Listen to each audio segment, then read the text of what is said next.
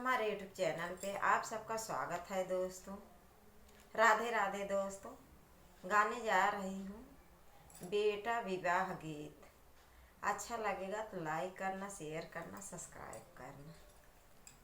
कौने नागरिया से अवला भरतिया, कौने नागरिया भैले सोरजी, कौने नागरिया से आवला भरतिया, कौने नागरिया भैले सोरजी।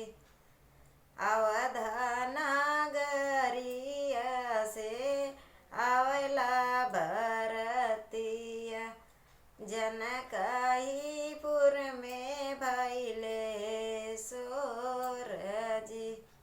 कौने नागरिया से आवला भरतिया, कौने नागरिया भैले सोरजी। घोड़वा चढ़ल आमई दुल्हे कवन रामा, धैले माउरवा के खोपजी। घोड़वा चढ़ल आमई दुल्हे कवन रामा, धैले माउरवा के खोपजी। गैया के दियाना जलाऊ मोरी रानिया, गैया के घियाना के दियाना जलाऊ मोरी रानिया। आवत ये स्वामी तो कैसे के दियाना जलाई मोरे स्वामी। बाटे बाबाया आहे दुआर जी, इतने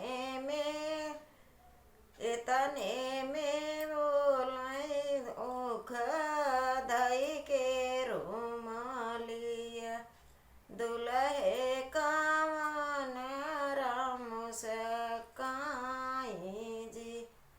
बहिया पकड़ी जब डोलिया में बैठाऊ बई, का करी है बाबा तो हार जी। बहिया पकड़ जब डोलिया में बैठाऊ बई, का करी है बाबा तो हार जी। कौने नागरिया से अवला भरतिया, कौने नागरिया भैले सोरजी।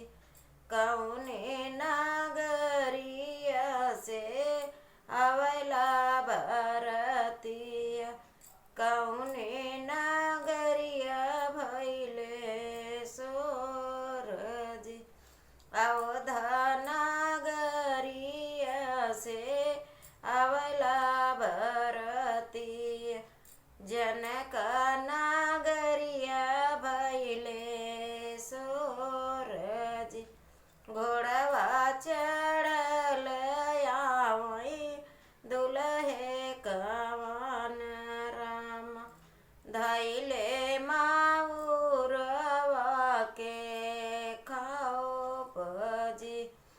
गैया के घियाना के दियाना जलाऊ मोरी रानिया, कैसे के दियाना जलाई मोरे स्वामी। बाटे चाचा दुआर पे ठाड़ जी, कैसे के दिया ना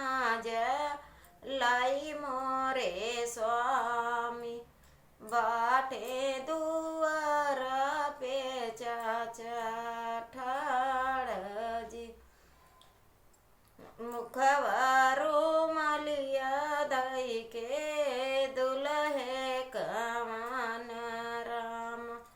मुखवा रुमालिया धई मुसे जी।